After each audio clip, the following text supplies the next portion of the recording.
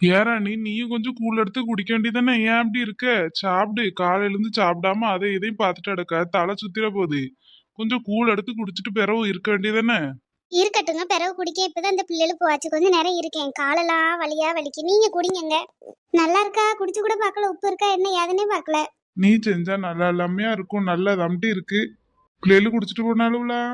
கொடுத்ததுல பாதியை குடிச்சிட்டு பாதியை வச்சுட்டு போயிருக்காளுவ. எல்லாம் பறிச்சு நடக்கல, அந்த பயத்துல போயிட்டு கிடக்கு. பயமா இருக்கு பயமா இருக்குன்ட்டு போனாலும் ரெண்டு பேருக்கு இந்த வருஷம் பப்ளிக் எக்ஸாம்ல. ஏதோ பாஸ் ஆனா போதும், ரொம்பலாம் மார்க் வேணும்ல அவளுகளை வற்புறுத்தவும் வேணாம், மிரட்டவும் வேணாம். பிள்ளைகள் பாஸ் ஆனா போதும். அதெல்லாம் படிப்புலனாலும் வேற திறமையெல்லாம் இருக்கும். பிள்ளைகளை போட்டு பயமுறுத்தி 500 மார்க்லாம் வாங்கி என்ன செய்ய போறோம்? பிள்ளைகள் படிச்சா படிக்கட்டும், இல்லைன்னா இருக்கட்டும். ஏதோ அவ்வளவு இதுக்கு பாஸ் ஆனா போதுமா. அதுல ரெண்டு பேரும் நல்லா படிக்கதாங்க செய்தாளுவ. நான் ஒன்றும் சொல்லியது கிடையாது அவ்வளவு மார்க் எடுக்கணும் இவ்வளவு மார்க் எடுக்கணும்னு. அவளுக்கு எவ்வளவு தோணுதோ அவளை எடுக்க சொல்லியிருக்கு. ஏக்கா ராணிக்கா, உள்ள வரட்டுமாக்கா? பாத்திமா வா, பாத்திமா உள்ள வா. இது சாப்பிடுதீலோ? இல்ல பாத்திமா, கூட தான் குடிக்காத. வா வந்து உட்காரு, உனக்கு ஒரு கப்பு கூழ் எடுத்துட்டு வரேன், குடிச்சிட்டு போ. அக்கா சாப்பிட்டேங்க. காலையில நேத்து வச்சு பழைய சோறு மீன் கடைஞ்சு பத்துக்கங்க. காலையில சாப்பிட்டாச்சுக்கா. பிள்ளைய கொண்டு இப்ப அங்கன்வாடியில விட்டுட்டு வரேன். இருக்கட்டும்டி, கொஞ்சம் கூழ குடிய, ஒன்னும் செய்யாதே. ஏன்னக்கா இப்பதானே சாப்பிட்டேன். சரி, ஒரு பாத்திரத்தை ஊத்தி தரேன், பிள்ளைய கொண்டு கூடு என்ன. கொஞ்சம் பாத்திரத்திலேயாவது கொண்டு போட்டி. அதான் நான் சாப்பிடாம விட மாட்டியே. ஏன் பாத்திமா, எதுவும் சொல்லணுமோ? அக்கா நாளைக்கு எனக்கு கொஞ்சம் சாப்பாடெல்லாம் செஞ்சு தரணும், அதான் கேட்கலாமேன்னு வந்தேங்க்கா. ஏன் பாத்திமா, எதுவும் விசேஷமா? இல்லக்கா, விசேஷம்லாம் ஒண்ணும் கிடையாது. இடையில என் பிள்ளைக்கு இந்த அம்மா பட்டு ரொம்ப முடியாம கிடந்தாலக்கா. அப்ப இந்த மல்லியக்கா தான் சொன்னாவ, மனசுல இந்த சமயபுரம் மாரியம்மனம் நினைச்சுக்க, சீக்கிரம் இதெல்லாம் சரியா போயிரும், ஒண்ணும் ஆகாது, ஆத்தா தான் சொன்னாவ. அந்நேரம் மனசுல நினைச்சுக்கிட்டேங்க்கா, பிள்ளைக்கு ஏதாவது நல்லபடியா ஆனா ஏதாவது செய்தேன்னு. அதான் நாளைக்கு நம்ம ஊர்ல இருந்து ஒரு 50 பொம்பளைகள் போகுதாங்க கோயிலுக்கு. அவளுக்கு சாப்பாடு கொடுத்துடலான்னு அவள்கிட்ட சொல்லிட்டேன். நீங்க சாப்பாடுலாம் எதுவும் ரெடி பண்ண வேண்டாம், உங்களுக்கு காலையிலத்துக்கு மதியானத்துக்குள்ள சாப்பாடுலாம் நானே செஞ்சு தரேன்னு சொல்லிட்டேங்க. இருந்தாலும் எனக்கு மனசு கேட்கல. கோயிலுக்கு பரவாயில்ல, நம்ம செஞ்சு கொடுத்தா எப்படி இருக்கு என்னன்னு தெரியாது. நீங்கன்னா நல்லா சமைப்பீங்களக்கா, அதான் ஆர்டர் கொடுத்து செஞ்சலான்னு பார்த்தேன். அதுவும் இல்லாமல் எனக்கு இவ்வளோ பேருக்குலாம் செய்ய தெரியாதுக்கா. அதான் உங்கள்கிட்ட கொடுத்துட்டோம்னா நீங்க செஞ்சு தந்துடுவீல்ல. ஓ அதுக்கா பத்தியமா, சேரிட்டி செஞ்சு தரேன். சரிக்கா. காலையிலத்துக்கு இட்லி ஒரு 50 பேருக்கு ஒரு ஆளுக்கு 2 இட்லி கணக்கு வச்சா போதுங்க. பிறகு பொங்கல் கொஞ்சம் கூடையே பண்ணிருங்க, நல்ல நெய் இதெல்லாம் போட்டு பண்ணிருங்க. பிறகு கேசரியும் அது கூட கொஞ்சம் சாம்பாரும் சட்னியும் கார சட்னியும் வச்சுக்கிடுங்க என்னக்கா. மதியத்துக்கு என்னக்கா சாப்பாடு செய்யுது? நான் இந்த புளிச்சோறும் உருளைக்கிழங்கு வறுவலும் துவையலும் வைக்கலான்னு பார்த்தேன். வேற என்னக்கா செய்யலாம்? புளிச்சோத்தை சாப்பிட்டா தண்ணி தாக ரொம்ப அடிக்க முடியும், கொஞ்சம் தயிர் சோறும் கூட சேர்ந்து கிண்டிடுவோமா? சரிக்கா, கிண்டிடுங்கக்கா. பொருளெல்லாம் நீங்க வாங்கிக்கிடீங்களா? சரி டீ, பொருளெல்லாம் நான் வாங்கி போட்டு செய்ய, நீ பிறகு துட்டு தந்தா போதும். இங்க வீட்டாரே காலையில நேரத்திலேயே வேலையை போயிட்டாவக்க, இல்லைன்னா அவள்கிட்ட கூட வாங்கிட்டு சொல்லியிருக்கலாம். அவன் நேரத்திலேயே போயிட்டாவ பார்த்துக்கிடுங்க. அன்னை கொஞ்சம் வாங்கி கொடுத்துருங்க அண்ணே ராணியக்காக்கு. நான் சாயங்காலம் போல கூட துட்டு தரேன். அது இருக்கட்டுமா, பரவாயில்ல. நான் இன்னைக்கு வீட்டுலதான் இருக்கேன், நான் வாங்கி கொடுத்துக்கிடியே. நீ என்னென்ன பொருள் வேணும்னு மட்டும் அவள்கிட்ட சாப்பாடு எல்லாம் சொல்லிட்டு அவள் லிஸ்ட் போட்டு தருவானா, போய் வாங்கிக்கிடியே என்ன. சரிண்ணே. அனியக்கா, இன்னைக்கு உங்களுக்கு உதவிச்சு நானும் வரேங்க்கா. நான் போய் வீட்டில் கொஞ்சம் வேலை இருக்கு, அதை மட்டும் முடிச்சு போட்டு நீங்க பொருளெல்லாம் வாங்கிட்டு வரக்குள்ள ஓடி வந்துடுறேன்னக்கா. நீங்க என்னென்ன வெட்டணும் செய்யணும்னு சொல்லுங்க, நானும் செஞ்சு தரேன். சரிட்டி பாத்திமா. சரி நில்லு, கொஞ்சம் கூழ் எடுத்துட்டு வரேன், பிள்ளை கொண்டு போ. சரிக்கா. தயிர் மேலாப்புல கொஞ்சம் ஊத்தி இருக்கட்டி நல்லா கிண்டி கூட என்ன. நீயும் குடிட்டி, நிறைய தான் இருக்கு. சரிக்கா. அப்ப நான் வீட்டுல உள்ள வேலையெல்லாம் முடிச்சு போட்டு வரேன் என்னக்கா. சரிட்டி. சம்மந்தி எந்திரிச்சிட்டாவனா சொல்லிட்டு போலான்னு பார்க்க, இந்த பிள்ளை எந்திரிச்சானா விட மாட்டா. நம்மள இருமான்னு போட்டு தொந்தரவு பண்ணுவா. எத்தனை நாளைக்கு தான் பிள்ளைய கட்டி கொடுத்த வீட்டில் வந்து உட்காந்துருக்காது. சம்மந்தி எந்திரிச்சாவனா கொஞ்சம் சொல்லிட்டு போலான்னு பார்த்தோம்னா ஆளையே காணமே. அங்க வீடு வாசல் ஆவாம போயிட்டு கிடக்கு. குத்தையை கொடுத்த நிலம்லாம் என்ன செய்தாவ ஏது செய்தாவன்னு வீட்டை நினைச்சாலும் ஒரு பக்கம் கவலையா இருக்கு. பிள்ளை அப்படி இப்படி கிடக்காலே நம்ம என்ன செய்ய முடியும்? நம்மள வந்து இப்போ 6 மாசத்துக்கு மேல ஆச்சு. ஊர்க்காரிகளுக்கு ஆள் இல்லைன்னா ரொம்ப கொண்டாட்டமாவில் போதும். எப்போ யாரு கெடுவான்னு பார்த்துட்டு கிடக்காளுவேன்.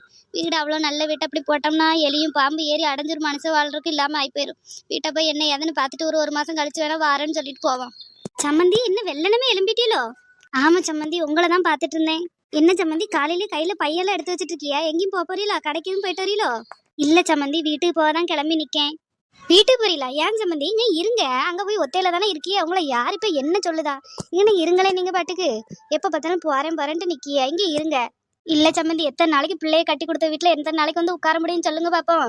நான் என்ன இந்த ஒரு பிள்ளை மட்டுமா பெற்றிருக்கேன், என்ன இன்னொருத்தனம் தானே பெற்றிருக்க. அவன் பாட்டுக்கு அம்போன்னு பொண்டாட்டி பேச்சை கேட்டு விட்டுட்டு போயிட்டான்.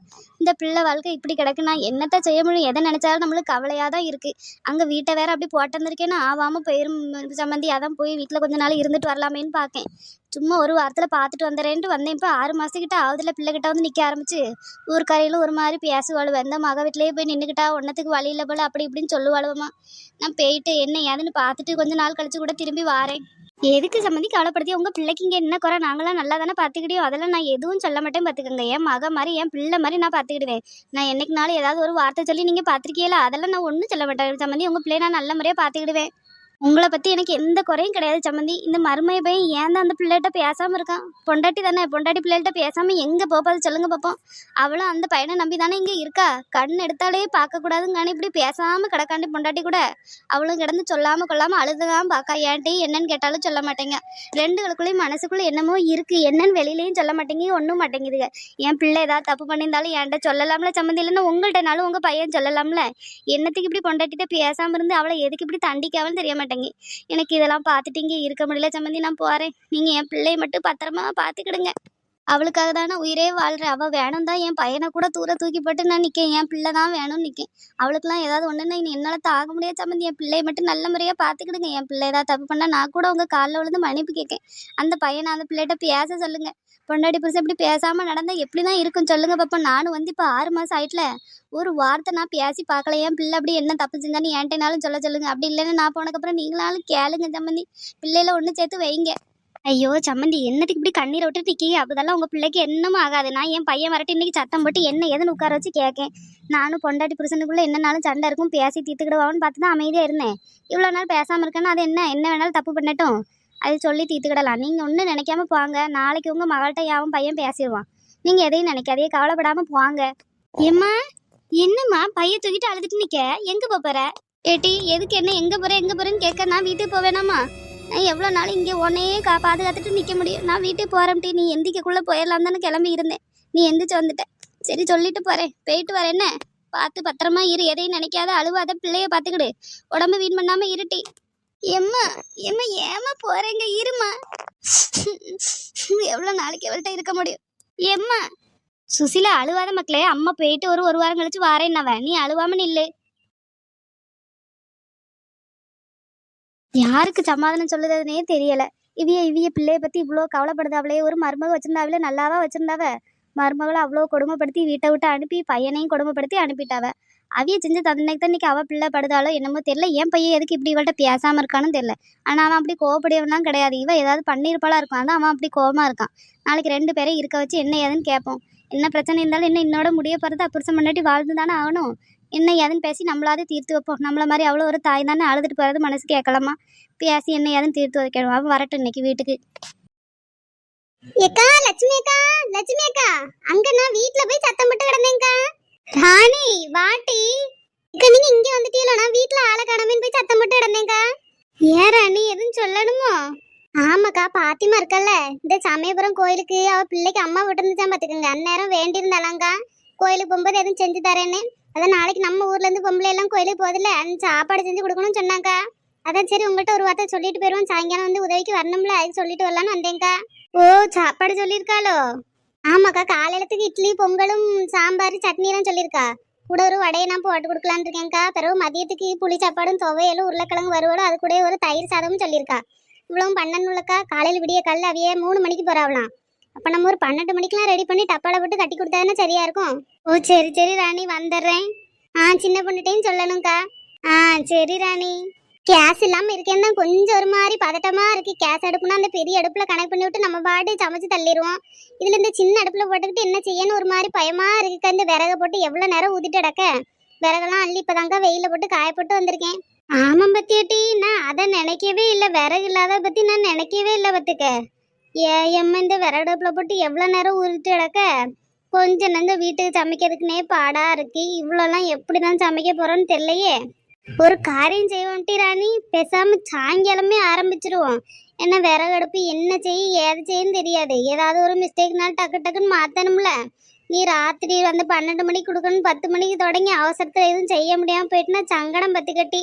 நம்ம சாயங்காலமே செஞ்சு நைட்டு ஒரு 10 மணிக்கெல்லாம் எல்லாம் செஞ்சு கட்டி வச்சிருக்க மாதிரி எல்லாம் செஞ்சிருவோம்.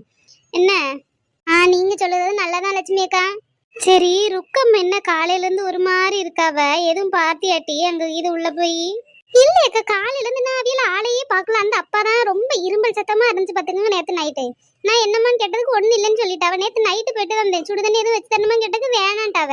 அந்த ஆளு நான் வந்து படுத்து தூங்கிட்டேங்க, உறங்கியாச்சு நல்ல போல. காலையில இருந்து எதுவும் கேட்கலையக்கா. ஏன் என்னன்னு தெரியலட்டி, முகம் ஒரு மாதிரி வாட்டமாவே அலையுதாவா. அதான் அந்த அப்பாவுக்கு எதுவும் உடம்பு இது சரியில்லையோ என்னமோ ஏதான்னு கேட்டேன். ஏற்கனவே பிள்ளைகள் இல்லை யாரும் இல்லை, அப்படி அனாதையா கிடக்குன்னு எப்பவும் புலம்பிட்டே தானே கிடப்பாவ. அந்த அப்பாவுக்கு வேற உடம்பு சரியில்லாதனால கேட்டோம் டி. பாருங்க, நான் அதை நினைக்கவே இல்லைக்கா. காலையில இருந்து பிள்ளைகள் பரிச்சு எழுத போறதுல ரொம்ப பயந்துக்கிட்டு புலம்பிட்டு இடந்தாளுங்களா. அவ்வளோ சமாதானம் சொல்லி அனுப்புறக்கே நேரம் ஆயிட்டுக்கா. ஒன்றும் ஆவாதட்டி போங்காட்டின்னு அவ்வளோ சாப்பாடு கொடுத்து எல்லாம் செஞ்சு அனுப்பிட்டேன் பார்த்துக்குங்க. வேற அவியலும் இப்போ வேலை கிளம்பிருந்தாவுக்கா. அந்த இடத்துல தான் பாத்திமா வந்தா. இதெல்லாம் பண்ணனால எனக்கு ருக்கமா ஞாபகமே வரல. இல்லைன்னா ஒரு வாட்டி என்ன ஏதுன்னு போவே கேட்கணும். அவைய எதிர்பார்க்க மாட்டா இருந்தா நம்ம போனா சந்தோஷப்படுவாக்கா. நம்ம இப்படி ஒத்தையில கிடக்கமே யாரும் வந்து பார்க்காம இருப்போமே நினைப்பாவ. கொஞ்ச நேரம் கழிச்சு வரீலாக்கா, நம்ம 2 பேரும் பார்ப்போம் என்ன ஏதுன்னு செய்தாவன்னு. வாரம் ராணி. இந்த அப்பாவை ஹாஸ்பிட்டலுக்கு கூப்பிட்டாலும் வர மாட்டேங்க. இல்லைன்னா எங்க வீட்டாரே கூட அடிப்படலாம்ல பைக்ல போய் ஒரு ஊசி எதுவும் போட்டிருந்தா தானே நல்லாவும். இப்படி வீட்டுல கிடந்து என்ன செய்ய முடியும் சொல்லுங்க பாப்பா. ஒரு ஹாஸ்பிட்டல் போச்சுன்னா போக மாட்டேங்க அவ. சரி, நீ என்ன எதுன்னு போய் பாருட்டி, நான் வாரேன். இதே இந்த மாட்டை பத்திட்டு வந்தாவள, அதான் சாப்பிட கூப்பிடவுமேன்னு வந்தேன். சாப்பாடு போட்டு கொடுத்துட்டு நான் வாரேன்னு. நீ போய் பாரு என்ன ஏதுன்னு. சரிக்கா.